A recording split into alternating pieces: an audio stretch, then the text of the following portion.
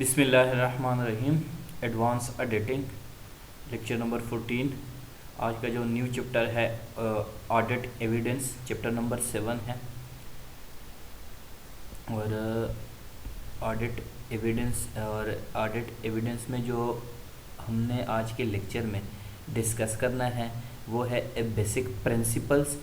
जो audit evidence के जो बेसिक प्रिंसिपल है वो कौन कौन से है, डिफरेंट प्रिंसिपल को हमने डिस्कस करना है। और उसके बाद जो सोर्सेज होते हैं एविडेंस के, वो सोर्सेज उसके बारे में डिस्कस करना है। अब सबसे पहले हमने जो है बेसिक प्रिंसिपल को डिस्कस करना है, उसके बाद हम सोर्सेज पे आएंगे। तो फर्स्ट अभी सोर्सेज की जो प्रिंसिपल है उसकी बात करते हैं, जो कि हमारे पास है। फर्स्ट वन इंडिपेंडेंस है,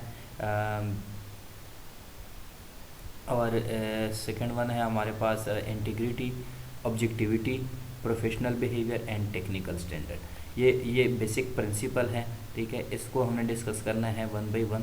और उसके बाद हमने ऑडिट रिस्क को भी डिस्कस करना है, ठीक है। तो ये जो 5 है इसको वन बाय वन हम डिस्कस करेंगे, ठीक है। अब इसके अलावा जो सोर्सेज है, सोर्सेज में हमने क्या डिस्कस करना है कि नेचर क्या है सोर्सेज का, कि हम एविडेंस जो है वो हम ओरल है, रिटन है या विजुअल है, उसका नेचर क्या है, और उसकी जो है एवेल्यूएशन हम कैसे करेंगे, और वो डायरेक्ट है या इनडायरेक्ट है। जो उसकी सोर्सेज हैं, ये मतलब डायरेक्ट और इनडायरेक्ट का मतलब यहाँ पे है, ठीक है, कि जो सोर्सेज है वो डायरेक्टली उससे रिलेटेड होते हैं, ठीक है, जो एविडेंस आया है या नहीं है। और उसके बाद इंटरनल सोर्सेज हैं या फिर एक्सटर्नल सोर्सेज हैं। तो सबसे पहले हम बात करते हैं जो सफिशेंट हैं हमारे पास।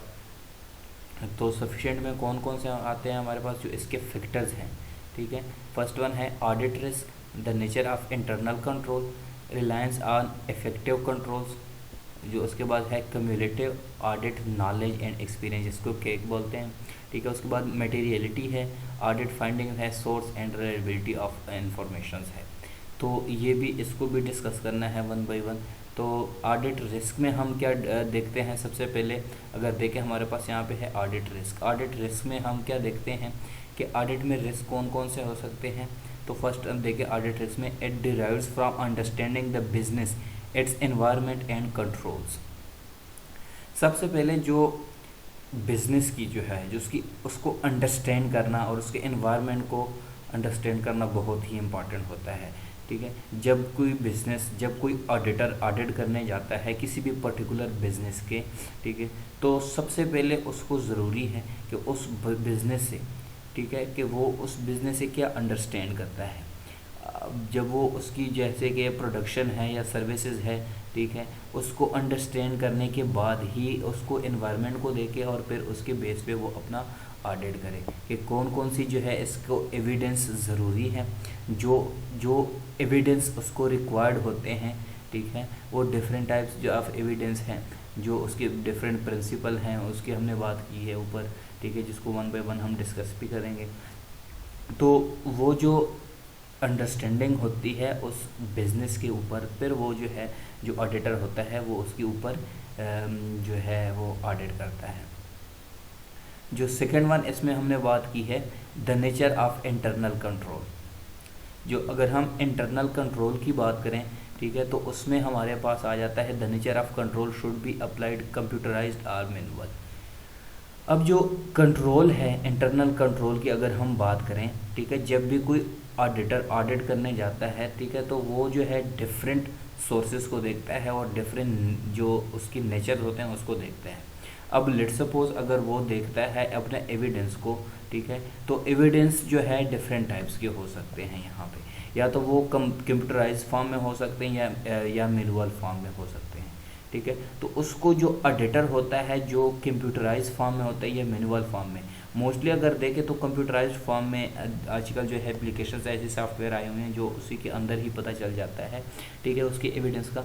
तो कंप्यूटराइज फॉर्म जो है ये जो मोस्ट कन्वीनियंट है as compare to manual form, क्योंकि मैनुअल फॉर्म में ये होता है कि उसको वन बाय वन देखना बहुत ही वो मुश्किल हो जाता है। अब कंप्यूटराइज फॉर्म में ऐसे है कि जब हम जिसकी एविडेंस देखते हैं उसका जो है उसका पारा नंबर वगैरह जो हम उसको लिखते हैं, सर्च करते हैं, तो हमारे पास आ जाता है।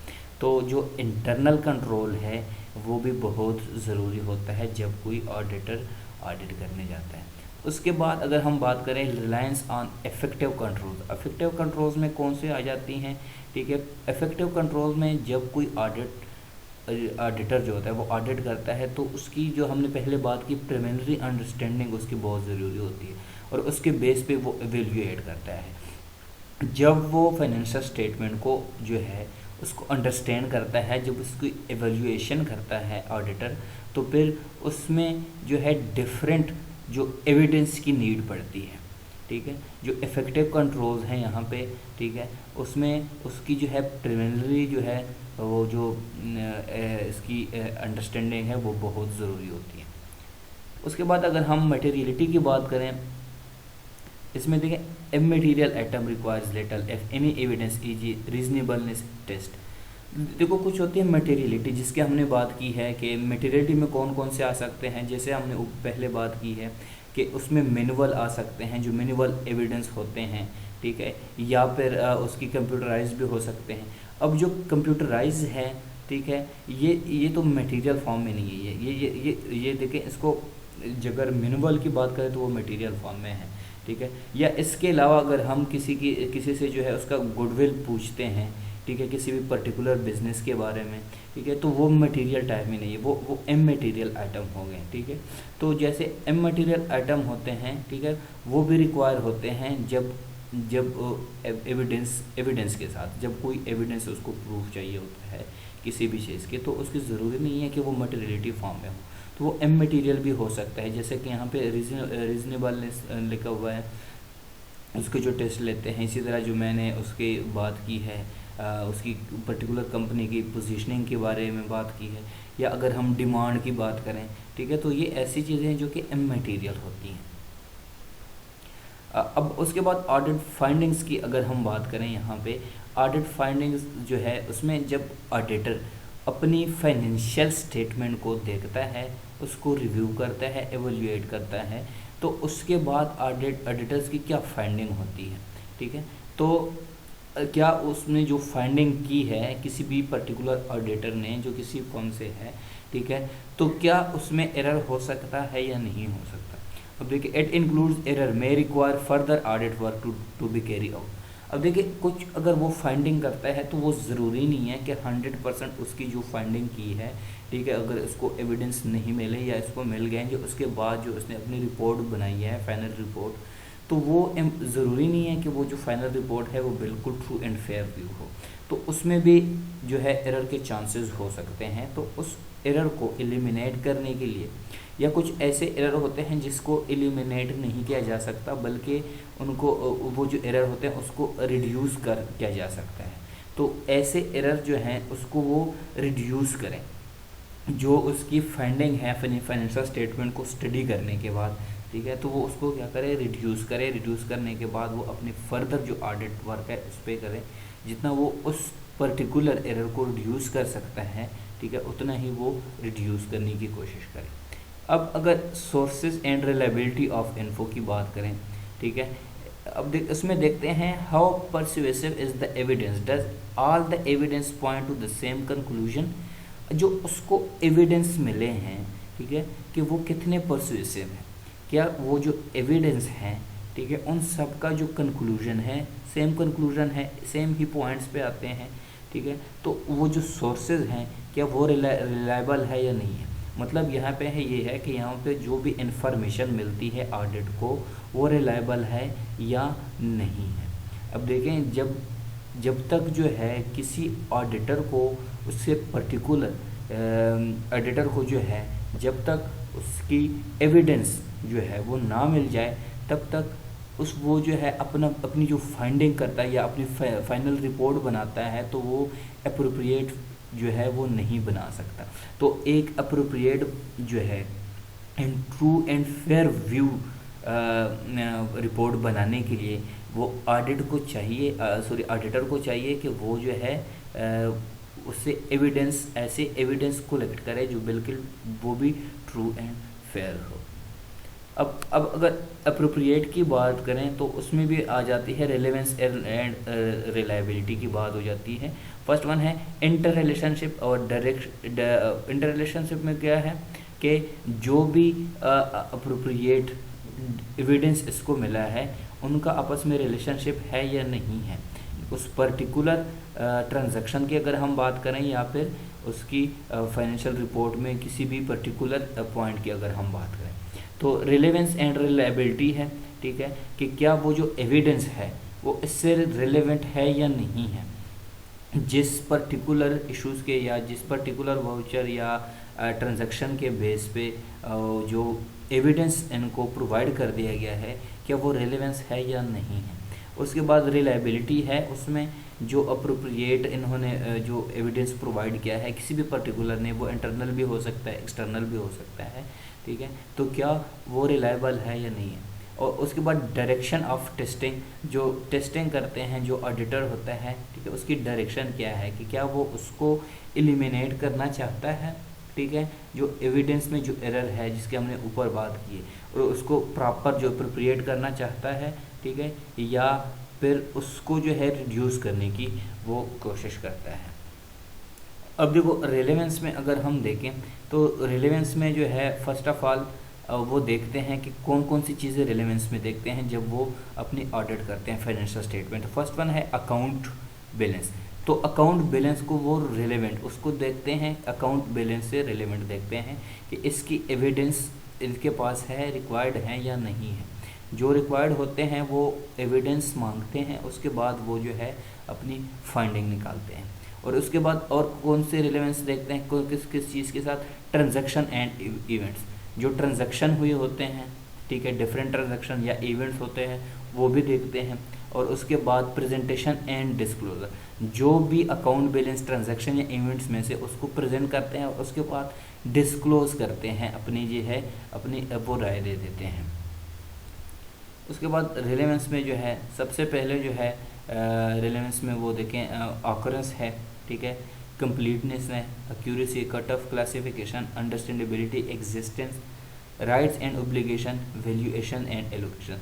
तो ये जो 9 पॉइंट्स है डिफरेंट, ठीक है, ये भी रेलेवेंस में ज़रूरी है, ठीक है, कि ऑकरेंस हुई है मतलब इवेंट्स है, ट्रांजैक्शन है उसकी, और फिर जो अकाउंट्स बैलेंस है या अगर हम उसकी बात करें तो वो कंप्लीट है या नहीं है, उसमें कितनी एक्यूरिटीज़ हैं, कट ऑफ की बात, उसकी क्लासिफिकेशन कितनी की गई है अंदर, और उसकी अंडरस्टैंडेबिलिटी ज़रूरी होती है ऑडिट के लिए, और इसकी एग्जिस्टेंस मतलब उसकी एग्जिस्टेंस है उस पर्टिकुलर फाइनेंशियल स्टेटमेंट में या नहीं है। तो और उसके बाद फिर वो क्या देखते हैं, अपना एविडेंस देखते हैं। अब उसके बाद अगर हम रिलायबिलिटी की बात करें, रिलायबिलिटी जनरल अजम्पशंस की अगर हम बात करें तो उसमें एक्सटर्नल एंड इंटरनल होते हैं, ठीक है। तो एक्सटर्नल रिलायबिलिटी या इंटरनल रिलायबिलिटी आप देखो नाम से यहाँ से आपको पता चल जाता है। और उसके बाद डायरेक्ट है या इनडायरेक्ट है, अगर डायरेक्ट रिलायबल है या इनडायरेक्ट रिलायबल है, और उसके बाद रिटर्न है या ओरल है, कंसिस्टेंसी है, मतलब जितने भी इसको एविडेंस प्रोवाइड कर दिए जाते हैं। अब एक्सटर्नल एविडेंस की अगर हम बात करें, एक्सटर्नल एविडेंस कौन से हो सकते हैं, एक्सटर्नल एविडेंस वो हो सकते हैं जो कि वो पहले हमने बात की है कि इमैटेरियल हो सकते हैं, वर्बल टाइप के हो सकते हैं, जो कि आउटसाइडर से लिए जाते हैं, जिसमें कस्टमर आ जाते हैं, जिसमें शेयर होल्डर्स भी आ सकते हैं, ठीक है। तो वो एक्सटर्नल जो एविडेंस प्रोवाइड करते हैं, ठीक है, उसके अजम्पशन के बेस पे जो है वो फिर अपना पॉइंट ऑफ व्यू पेश करते हैं ऑडिटर। अगर इंटरनल की बात करें तो इंटरनल एविडेंस में हम देखते हैं कि जो कंपनी के उस पर्टिकुलर बिजनेस के जो इंटरनल जो मैनेजमेंट हो गई, उसमें एम्प्लॉयज़ हो गए, ठीक है, उनसे जो एविडेंस वगैरह जो लेते हैं, ठीक है, वो पर चेक करते हैं। उसी तरह डायरेक्ट और इनडायरेक्ट की भी सेम यही इसी तरह की एग्जांपल है कि जो भी एविडेंस हो वो उस पर्टिकुलर ट्रांजैक्शन या इवेंट के साथ जो है वो अटैच हो, ठीक है, तो डायरेक्ट उस पर वो अप्रोच कर सकते हैं। अगर उसके बाद अगर हम देखें रिटर्न एंड ओरल, तो रिटर्न जैसे कि हमने पहले बात की है, या तो कंप्यूटराइज फॉर्म में हो सकते हैं या फिर मैनुअल फॉर्म में हो सकते हैं, ठीक है। तो यहाँ पे भी सेम, यहाँ पे वो देखते हैं कि उसमें कितनी रिलायबिलिटी है। उसके बाद कंसिस्टेंसी है, उसमें जो भी एविडेंस वो प्रोवाइड करते हैं फाइनेंशियल स्टेटमेंट में, जो उसकी ट्रांजैक्शन है वो कितने कंसिस्टेंट होते हैं, ठीक है, क्या उसमें जो चेंजिंग आती है या नहीं आती। अगर चेंजिंग आती है तो वो किस तरह की चेंजिंग होती है, ठीक है, तो उसको स्टडी। और उसके बाद अगर हम देखें जो लास्ट वन है आज के लेक्चर का हमारे पास, direction of testing, overstatement या अंडर स्टेटमेंट करते हैं, ठीक है, कि उसकी टेस्टिंग है ओवर स्टेटमेंट है या अंडर स्टेटमेंट। ओवर स्टेटमेंट ये है कि जितनी भी स्टेटमेंट लिखी हुई है, ठीक है, उससे उनको जो है उनका एविडेंस मिल जाता है और जो है एग्जैक्ट एविडेंस मिल जाता है और उसके ऊपर वो स्टेटमेंट लिखते हैं, ठीक है, या फिर जो उन्होंने लिखा हुआ है, ठीक है, वो बहुत और स्टेटमेंट की है, ठीक है, और उसकी जो है उनके पास जो है एग्जैक्ट एविडेंस नहीं है, तो उसको कहते हैं ओवर स्टेटमेंट, ठीक है। जो उनके पास स्टेटमेंट जो एविडेंस नहीं है और ज़्यादा लिखा हुआ है, ठीक है, अपने फाइनेंशियल रिपोर्टिंग में या स्टेटमेंट या ट्रांजैक्शन में, तो उसको ओवर स्टेटमेंट। अंडर स्टेटमेंट ये होती है कि वो उन्होंने ज़्यादा नहीं लिखा, कम लिखा हुआ है, ठीक है, और उनका प्रूफ मौजूद है, ठीक है, तो इस बेस पे डिफरेंट टाइप की टेस्टिंग होती है।